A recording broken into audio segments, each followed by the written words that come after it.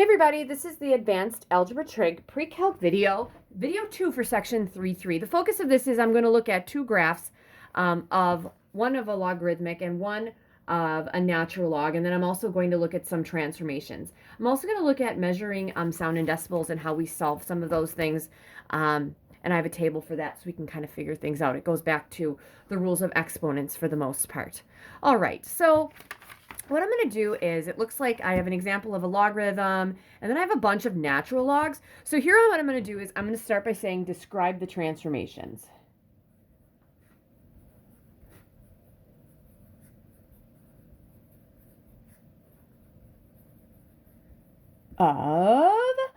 Let's go with y equals, I'm going to go with the log base 4 of x to each of the following.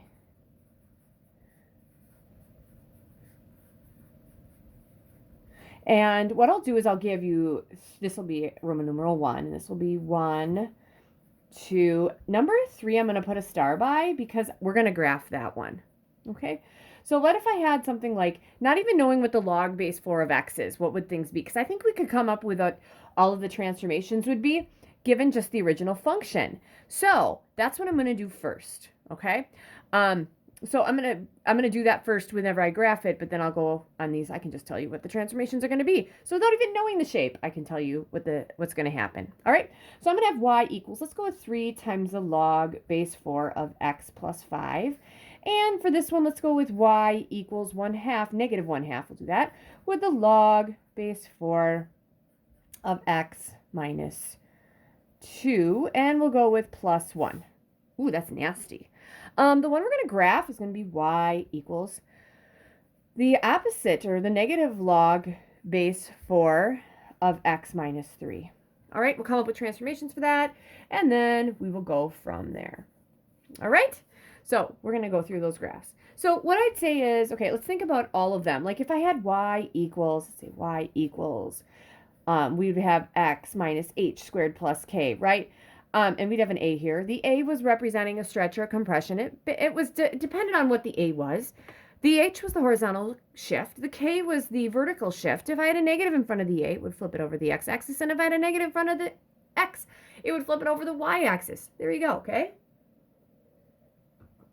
So with that, what's going to happen here? Well, the base of 4 is just telling us we're working with a base of 4, and that'll make sense in just a bit. So the 4 doesn't really mean anything. It just gives us something, the shape. Just like the 2 here just gave us the shape. All right. This 3 is going to be like our A. This is a vertical stretch. And this 5 plus 5, wouldn't that move it to the left 5? So that'd be the first thing I did. And then the second thing I do would be the vertical stretch. And that's it. That is it. All right. For question number 2. Okay. So the things I would do, and I'll put them in order in just a second, and I'll actually use a pen, that way you can see a difference in the colors here. This 4 means nothing. The negative means it's going to reflect over the x-axis. Since there's a half in front, that's going to be a vertical compression because it's less than 1. All right, the 2 would move it to the right 2. And the plus 1 would be up 1. Now, keep in mind, sometimes they flip the 1 out because it could be 1 minus 1/2 times the log base 4 of x minus 2 equals y. That would also work. Sometimes you'll find that vertical stretch or vertical shifts are going to be in front of the whole thing, because then it's like, is this plus, what's going on? Is it inside or outside? Especially like this one is pretty easy. It's outside. But if there wouldn't be a minus 2 here, some people just don't, like, I'm not going to worry about it and put it on the outside. I'm going to put it in the front. All right. The way that we would do these, first side, move it to the right 2. Then in this either order here, 2 and 3 could go in any order. And the last thing I'd be moving them up. All right. So that brings me to, because I still don't know what the darn first shape is. That's fine. All right. This negative, it's going to reflect it over the x-axis. And it's going to move it to the, what, right 3? So the first thing we're going to do is move it to the right 3, and then the second thing we're going to do is do that. Now, I think that some of your calculators will do logs in in them for the y equals, and others don't. I have a feeling mine doesn't, and that's totally fine. So here's what we're going to do. We're going to start with y equals the log base 4 of x. That's my original function up here. Okay. What I want to do is I want to graph that thing. Because if I can graph this, I can take it and I can move it to this. I can take it and I can shift all those points to the right 3 and then reflect it over the x-axis. That's really not going to be a big deal for me. Now, the way that I do that is I don't know how to graph logs, but I know how to graph exponentials. As an exponential, this would be 4 to the y equals x. Now, I could come up with a graph where I'm finding x's and I'm doing y's. I mean, but that's kind of difficult. So what I'm going to do is, I think it's easier for me to graph y equals 4 to the x, right? So would it make sense that if I graph y equals 4 to the x, that if I find this function, that would be the exponential, which I know how to graph. I know how to graph that thing. Then I can take this and graph y, or x equals 4 to the y, because I would just flip everything around, right? And x equals 4 to the y, you guys, these are the same thing. Same thing. They are the exact same thing. We're just rewriting it differently. We don't know how to graph this, but we can graph that. All right. So for my x's, I'm going to go from -3 to 3 in my exponential, because the exponential is the inverse of a log. All right. Now, even if I don't know what x, 4 to the negatives are, here we go. 4 to the 0 is 1. 4 to the first is 4. 4 squared is 16. 4 to the third is 64. Right? Yep. So then I'm going to go backwards to get the rest of the table. I could totally do this in our calculator, but I don't want to. 64, to get from 64 to 16, I divide by 4. Divide by 4, divide by 4. 1 divided by 4 is 1/4. 1/4 divided by 4 is 1/16. Divided by 4, 1/64. If I keep dividing by 4, you guys, will I ever get to 0? No. But I will get really close. All right. So I'm going to flip these around. So in 1/64, that's nasty. It's going to be -3. For 1/16, it's going to be -2. For 1/4, it's going to be -1. 1, 0, 16, 2, 64, 3. There it is. That's my table. All right. So here's the deal. This is my exponential. I'm just graphing the exponential so that I can flip all my x's and y's and get the inverse. This here is the inverse, okay? So if this is y equals 4 to the x, this is x equals 4 to the y, right? Because when my y is this, those are my x's. X equals 4 to the y is the same thing as y equals the log base 4 of x. So on my graph paper, that is the first thing I'm going to graph, is y equals 4 to the x. I'm sorry, x equals 4 to the y, which is y equals the log base 4 of x. And then I'll take that and I'll do all this stuff to it, okay? So for my pencil first. Let's see here. I'll actually make this smaller because I think we're only doing 2 graphs. But even if we are doing more, we'll use half sheet. This will make it easier. All right, so this is what I'm graphing right here. Well, x equals 4 to the y, which is y equals the log base 4 of x. All right, so, this looks nasty. 1, 0, I'm good with that. That's easy. 16, 2. Oh my gosh, this is horrible. No, not 6. I forgot one. I messed up. Darn. It is 1, 0. Right here it should be, I forgot, 4, 1. Put this down here. Some of you are probably like, she's losing her marbles. Yes, because it should be -3, -2, -1, 0, 1, 2, 3, 4. I was going to say, I'm missing something here. 4, 1. And then it's going to be 16, 2, and I can't do that. Now, here's the thing, you guys. As when we were talking right here, if I kept dividing by 4, I'd never get to 0. Here, if I keep dividing by 4, because that's what I'm doing by my x's will never be 0. So here, my x's will never be 0. But we're going to keep getting bigger and bigger and bigger. And it's going to keep creeping up off to the right. Okay, so in my pencil, I have y equals the log base 4 of x. What we're going to do first is I'm going to take those points and I'll move them one at a time. I'm going to take these points first and I'm going to move them to the right 3. So what I'm essentially doing is moving this to the right 3. It should be 4. 1, 2, I'm sorry. 1, 2, 3 would be here. All right, now that asymptote has also been moved to the right 3. So this asymptote, I'll actually do it in pen, has been moved to the right 3. So it's going to keep kind of creeping off to the right, but then it's not going to go past 3, okay? So that's that one. All right, now we're going to get the bad boys out. Now, reflecting it over the x-axis, right? That means anything is going to be flipped over. This guy stays the same, you guys. And this is up 1. Now it's going to be down 1. All right. What that means is everything else is going to change. All right, I'm just kind of looking at what I had here. Yeah, I use different graph paper, so it looks kind of different. Now, the asymptote's not changing, so here we go. And there it is. Okay. And if I looked at my other one that I did this on the first time, that is what it looks like. So that's how I graph it. I have to start with the original function, and then I go with all the transformations. All right. Now, is everything going to have a base of 4? No. We can have bases of 2. We can have bases of 3. We can have the natural log, the base of e. All right. So here we go. Same thing. This is my second group, and this will be my last of my graphing. What do we put here? Describe the transformations of y equals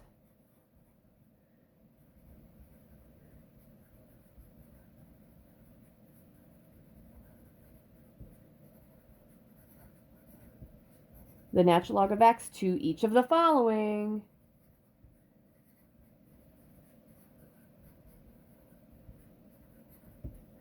All right, I'll do the third one. Will be another one of those, okay? Number 1, just describing. We're going to have y equals 2/3 times the natural log of x plus 4. Second one, y equals 4 minus 1/2 times the natural log of x. And last but not least, the third one we're going to graph is going to be y equals 4 times the natural log of x plus 2. Now this one we can actually check. You know why? Because I got a natural log button. And they all go with the base of e. All right, so that is what we have there. Okay, so here is what we're going to do. Without even looking at the shape, I do know that the shape has to look like a logarithm. I know that much, right? What do each of these do? Kind of going back to, if I have to, I can refer back to the quadratic, right? Because we have a little bit more experience with that. All right, so my first thing, probably should have given myself room after number 1. The 2/3 is going to be a vertical compression. So whatever my shape would be, it'd be a vertical compression. And we'd move it to, this 4 would be what, left 4?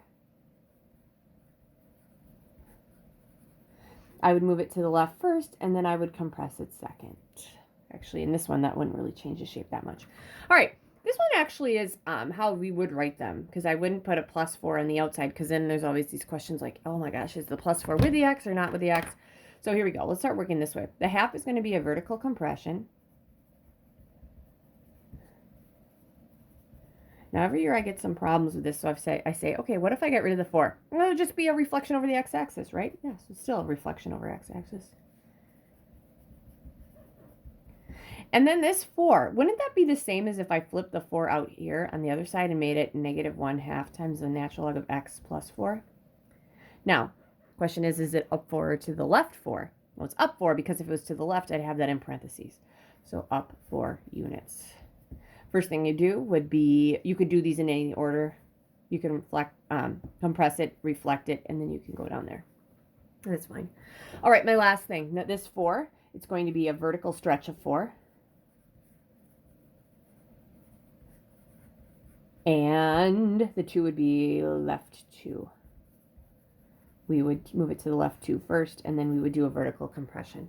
All right, so here's the deal. What are we doing when we graph this? Okay. So I'm going to be honest with you. You can take the natural y equals the, you can put this all in your calculator, and I will. Okay, here's the thing. I will. Like, oh my gosh, she's cheating. No, I'm not. All right, so that's it. I'm going to make sure I get a graph that looks like what I have here. Cross my fingers I do this right? All right. So looking at this, I need to graph y equals the natural log of x, which again, I could totally put into my calculator. I want to make sense of things. Okay. So isn't this the same thing as y equals the log base e of x? So this would be, all these are the same, you guys. Rewriting it with a base of e. So now I'm going to rewrite with a base of e. Next, we're going to change it to an exponential. And that would be x equals e to the y. Now, I cannot graph that, okay?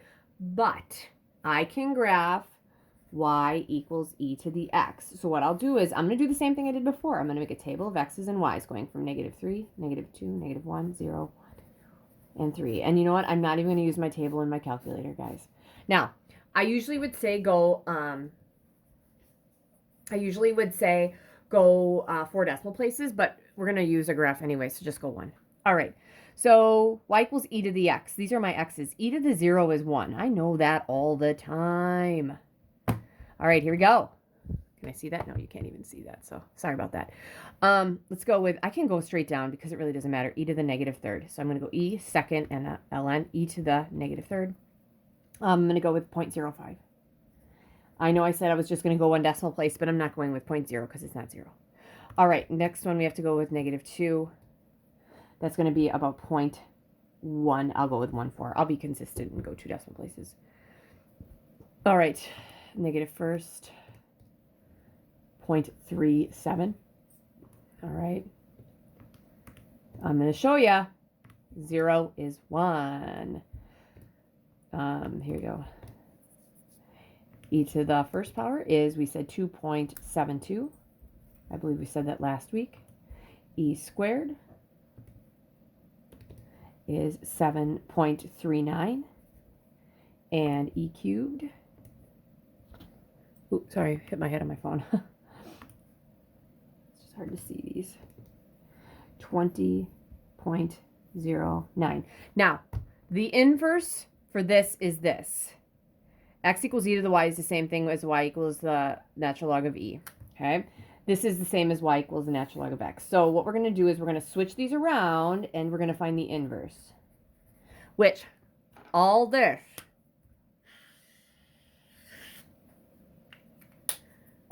all those are the inverse. They mean the same thing. So I'm going to go with 0.05, -3. And I know the y's are going to go -3, -2, -1, 0, 1, 2, and 3. I'm going to make sure I don't miss one because I did the last time and I do not like making mistakes. Next to -2 is is 0.24 or 0.14. Then I'm going to have 0.37. Then I'm going to have 1, right? Then I'm going to have 2.72. Then I'm going to have 7.39. And then I'm going to have 20.09. That's my inverse. So that means that what this is that is y equals the natural log of x. All right, so I'll even show you on this thing. I'll get rid of this, and we'll graph that in the natural log of x. Table should look exactly the same as what I have. Sorry. Go up to -2.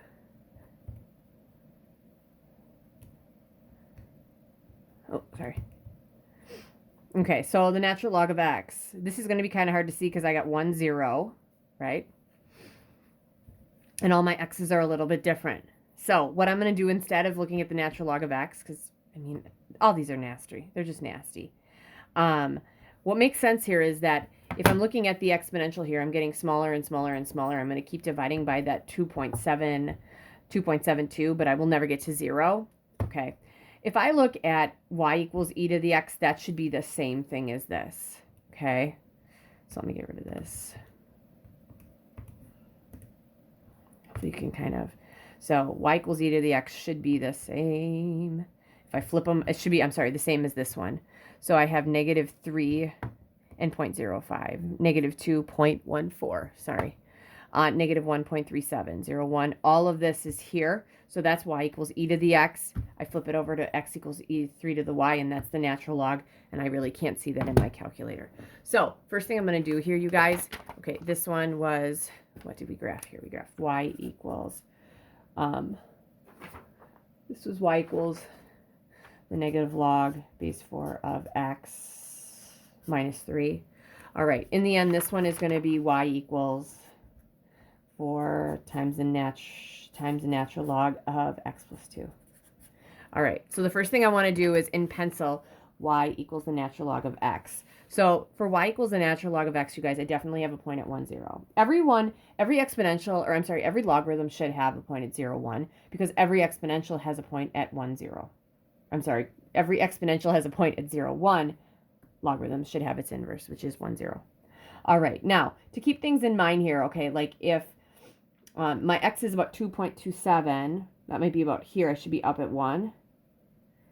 And then when I'm at 7.39, that might be about here.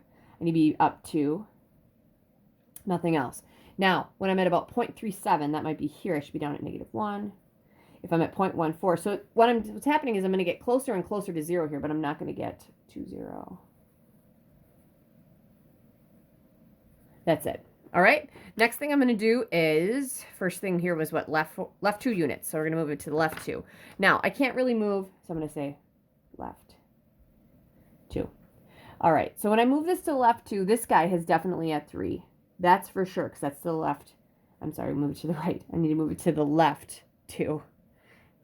Craziness. Left 2. So we're going to go 1, 2. All right. And then this guy is going to be moved to the left 2. So this will be 1, 2. All right. And this is going to be left 2, 1, 2. My asymptote is going to be to the left 2, 1, 2 at -2. Do that, and here it is.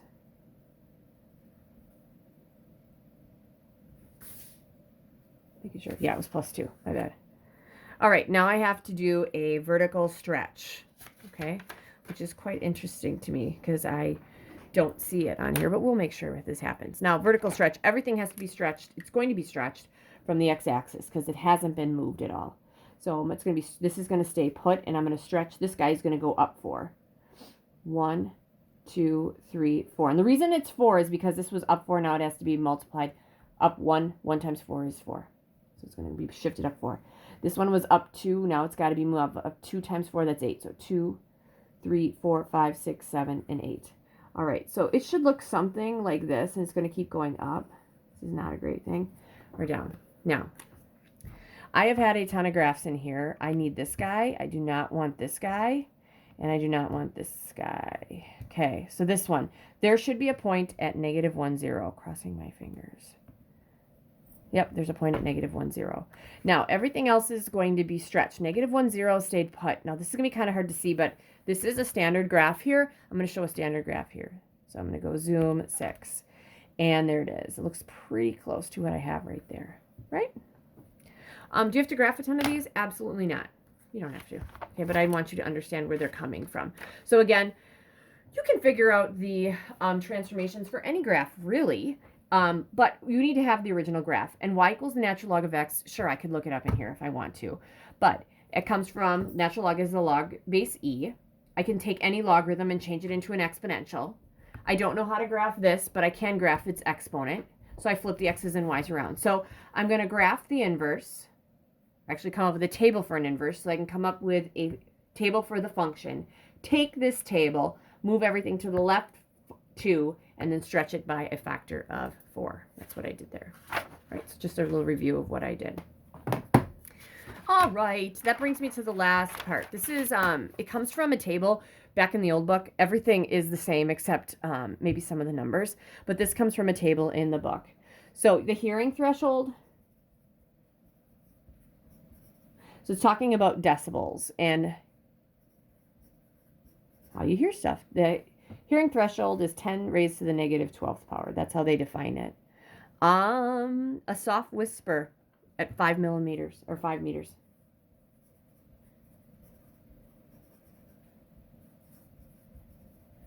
Is 10 to the -11th. The decibel of, what was that, city traffic is 10 to the -5th.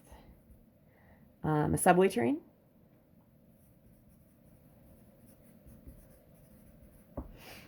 would be 10 to the -2nd. The pain threshold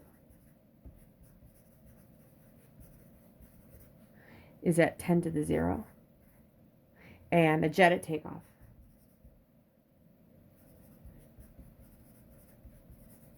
is 10 cubed. All right. Okay. So decibels, that is your level of sound intensity. So these are all your decibels. This is your level of sound intensity. All right. So the formula for this would be B equals 10 times the log of I over I sub 0. Okay. Well, you're probably like, oh my gosh, Miss Henshaw. Yeah. Well, oh, and they have a variable for decibels. Decibels is dB. All right. Okay. So here we go. The first thing, your B is the beta number of decimals.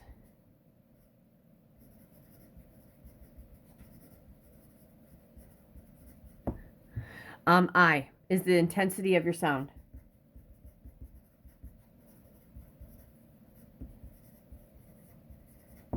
And that's in W per meter squared. I don't remember what the W is, but whatever. I sub 0, this is going to be, it's always going to be 10 to the negative 12th, because that is your hearing threshold. So that's your like initial hearing. This is your hearing threshold. Okay, so I know that I'm going to give some problems possibly on a test that has this on there. So that's why we go through it. So the question might be, first one, I have all this stuff. First one, how loud is a jet at takeoff? How loud is a jet at takeoff? Okay, how loud is a jet at takeoff? So you want to figure out how many decibels there are. So I'm going to have B equals, because I don't know that. Okay, and it's 10 times the log of. Okay, I is going to be the intensity of your sound. Okay, so the intensity of sound is going to be 10 to the third. That's all over the original hearing threshold, which is I sub 0. Okay, and that's always 10 to the negative 12th. All right, so here's how this goes. We're trying to find the number of decibels. Okay, so we have 10 times the log of. Okay, oh, these things, negative exponents get flipped to the top as a positive. 10 cubed times 10 to the 12th is 10 to the 15th. I have 10 times the log of 10 to the 15th. All right, folks, here we go. Here's what I want to do. There is this rule that we had. I think it was the third one. The log base b of b to the x equals x. That's super duper important. And I'm going to be honest with you. Now it's important. Later, you're not even going to care because you're going to have other things that you can do. All right. So here it is. What's the base of logarithm if it doesn't have a base? That's right. It's 10. So if I go with 10. So just looking at this, the log base 10 of 10 to the 15th, what's that going to be? It's 15. That's going to be times this 10. That's 150 decibels. All right, it's going to be 150. Oh, I didn't even do that one right in my first group of notes, but we're good. Okay, I'm going to keep this up. And how loud is a train inside of a station is the last question of the day.